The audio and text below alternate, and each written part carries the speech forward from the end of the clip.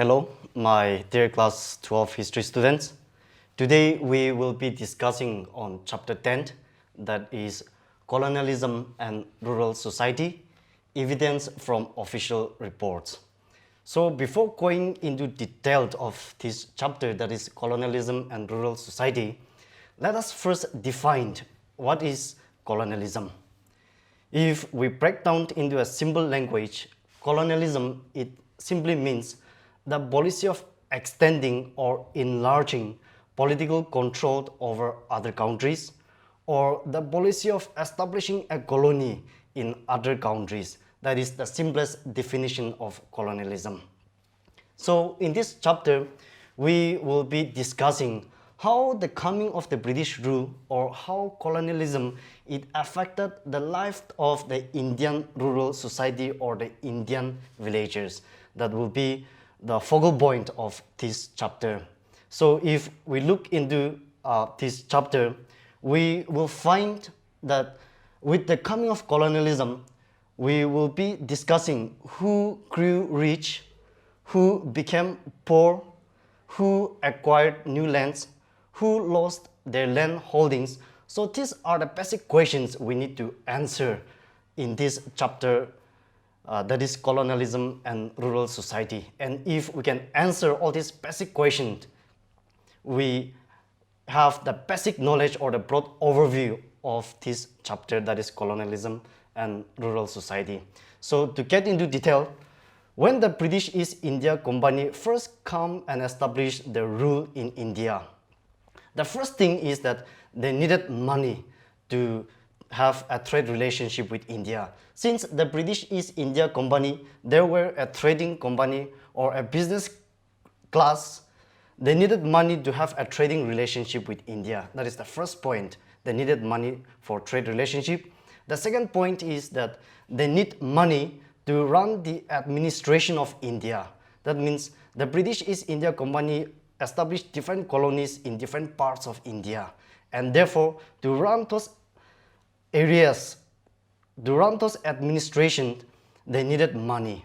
The third point is that why they followed colonialism is that in order to fight wars and in order to expand their territory in India, they needed money.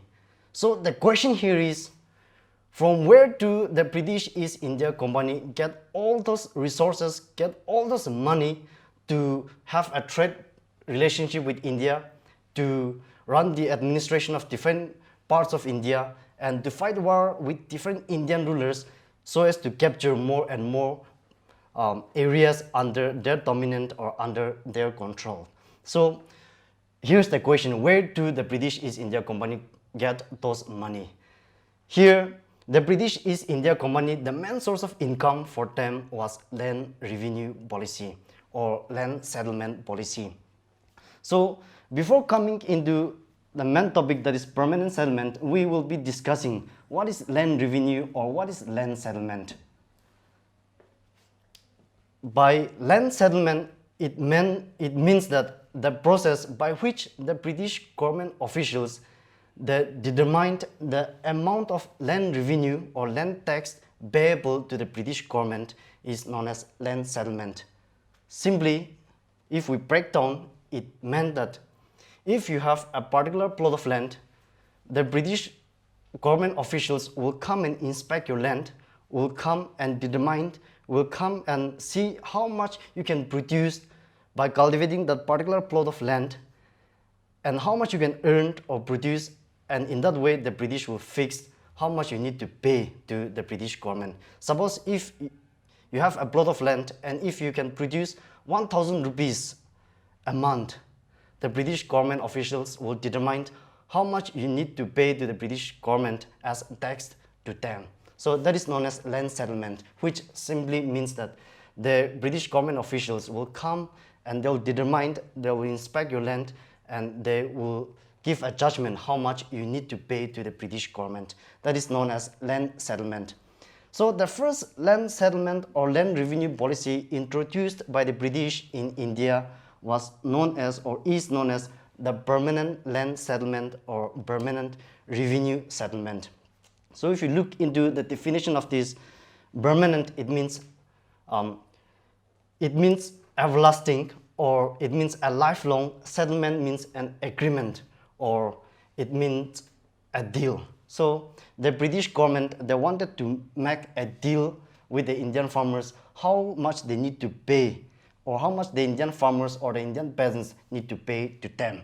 So under this permanent settlement, we have three basic questions. Basic, but yet it is very important for exams. Who started the permanent land settlement in India? When and where? If you have these basic questions in our mind, it will be very easy for us to understand what is permanent land settlement that the British introduced in India. So who started this permanent land settlement? It was Lord Cornwallis, who was the Governor General of India at that time, and he was also given the in charge of Bengal Presidency or Bengal Town. So it was Lord Cornwallis who started permanent land settlement in which year? In 1793. In 1793, which means permanent land settlement was introduced in the eastern portion of, or the eastern part of India, that is Bengal, Bihar and Orissa, or for that matter the present Odisha. So if you are asked who introduced permanent land settlement in India, it was Lord Cornwallis, who was the Governor General of India at that time, in the year 1793, in the region or area of Bengal, Bihar and Orissa. So that is it about the permanent settlement. Now we'll go into detail what is permanent settlement, or what are the points under permanent settlement, or what are the features of permanent settlement. The first thing we need to keep in mind is under this permanent settlement, the British, as we all know, that the British government officials will not be in a position to come and collect taxes in each household of India or in all the houses of the Indian villages, and that is why they appointed a zamindars or a big landlords in order to act on behalf of them. So the British government officials, they appointed a zamindars or a landlord to collect taxes from the Indian farmers, and the zamindars will pay back to the British. So under this permanent land settlement, the first point is that the zamindars who collected, or the landlord who collected taxes from the Indian farmers or the peasants, were made the owner of the land. That is the first point. The second point is that the zamindars who were appointed by the British, they had to pay a fixed amount of revenue or taxes to the company. So by whatever means, the zamindars have to collect from the Indian farmers or the peasants or the cultivators, and they have to pay to the British on time. Under this permanent settlement, the British always fixed a rate of 10 by 11, which means that if the British collect, if the zamindars collect 11% or 11% from the Indian farmers, they have to give this 10% to the British, and the remaining 1% the zamindars will take as a remuneration or as a profit. So if we break into a proper amount, say suppose if the zamindars are collecting 100 rupees, they will give 89 rupees to the British, and then the remaining 11 they will keep for themselves as a profit or a remuneration for collecting those taxes from the farmers. So that is it. The zamindars have to keep 1%, the remaining 10% it has to keep or give to the British East India Company.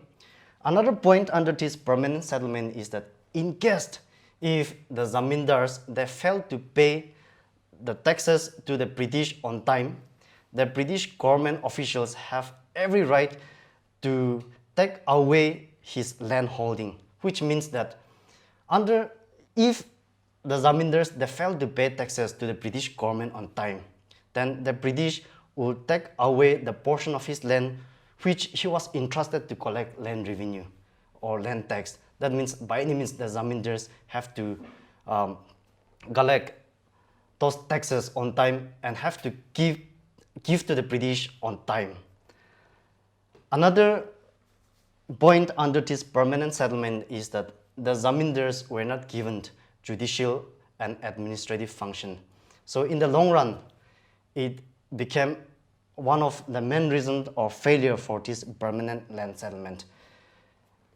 The zamindars, even if, the peasants or the farmers, even if they fail to pay taxes to the zamindars on time, then the zamindars have no authority or no power to punish them, or have no power to penalize the cultivators or the farmers.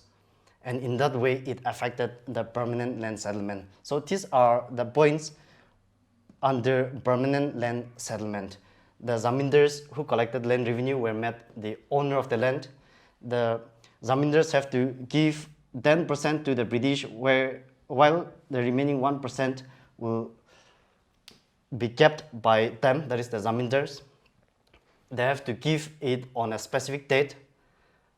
That means the zamindars have to submit those taxes, land tax or land revenue, on a specific date. And then the zamindars, they don't have judicial or administrative power over the cultivators or the peasants. So those were the main points under permanent land settlement.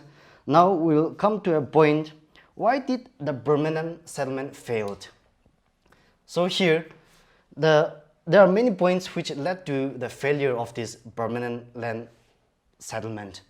The first point is that the British East India Company always fixed a very high rate of taxes, which means that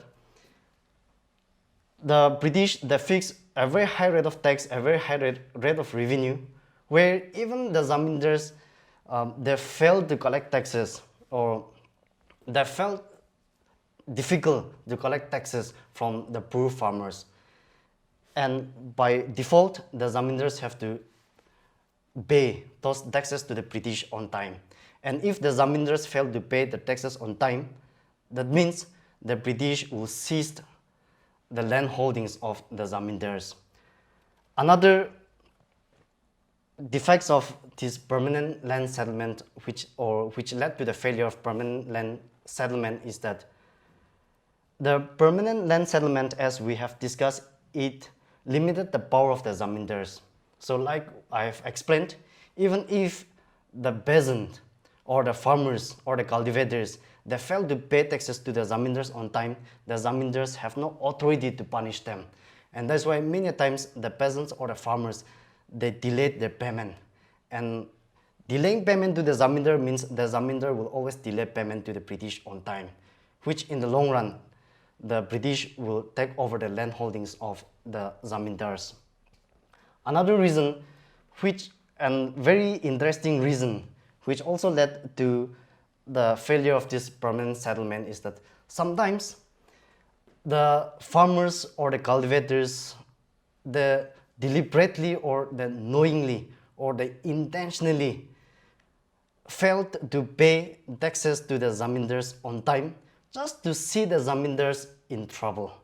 So that is another very interesting point. So when the zamindars were facing those crises, or when the zamindars failed to pay taxes to the British on time because of delaying payment from the poor farmers, intentionally delaying payment from the cultivators, then the part or the portion of the land which the zamindars were holding were confiscated or were seized or were taken over by the British. So those were the reasons why permanent settlement failed.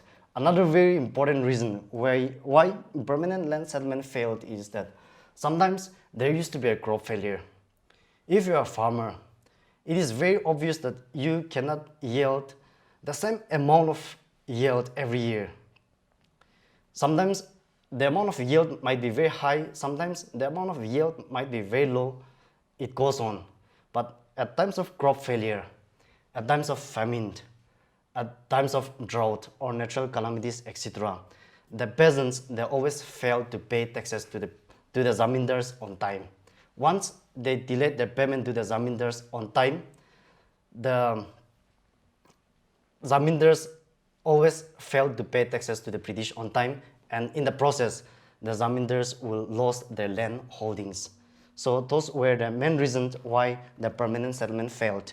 So when permanent settlement failed, in the region of Bengal towards the end of the 18th century, in the region of Bengal, there emerged a new class of rich peasants known as the Jotedars. So when the zamindars were facing crisis or were facing problem, then there were in Bengal, in the region of Bengal, there emerged a rich class of peasants.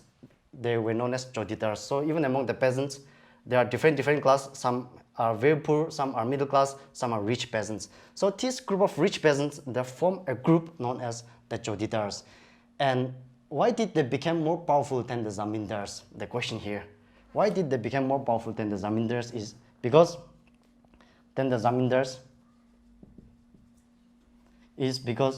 the zamindars, they lived in the village.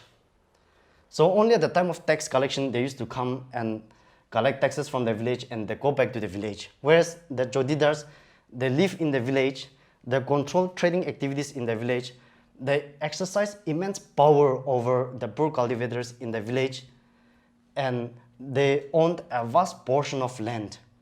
So in the long run, the Jotedars became more powerful than the zamindars. Another reason why the Jotedars became more powerful than the zamindars is because sometimes the Jotedars, they push forward the zamindars from entering into their village, or they pushed away the zamindars to perform their duties. What is the duty of the zamindar? To collect taxes in the village. So when the zamindars failed to collect taxes from the poor peasants or the cultivators in that particular village, then obviously the zamindars, they lost their land. And it is the Jotedars who let those zamindars failed to perform their duties. So these are the main reason why the Jotedars, they became more powerful than the zamindars. So as we have seen, if you look at the board, you will find that who grew rich with the coming of colonialism or with the coming of the British rule in India. At first, it was the zamindars, no doubt, but the lion's share or the bigger share always goes to the British East India Company. Who became poor? Obviously, it will be the Indian farmers or the Indian peasants who are always being exploited by the zamindars, the Jotedars as well, and overall, it is the British East India Company who always exploit the farmers, and they become poorer with the coming of colonialism in India. Who acquired new lands? If we look at the permanent land settlement, we will find that it is the zamindars who acquired new lands, and then the Jotedars, like we have discussed. But at the end of the day, it is the British East India Company who acquired more and more territory under their fault or under their control. Who lost their land? First, it will be the peasants, because the zamindars were made the owner of the land. Secondly, the zamindars who lost at the hands of the Jotedars. But towards the end, it will be the British East India Company who always control a vast portion of the land. So these are the things that we discussed under colonialism and rural society. We have discussed about how colonialism it affected the Indian society or the village life, and then we have discussed the permanent settlement, and we have also discussed why permanent settlement failed and how or why the zamindars failed or it declined, and it gave rise to a new power, a powerful class, a rich peasant known as the Jotedars. So this will be the end for today. We will continue in the next tutor. Thank you.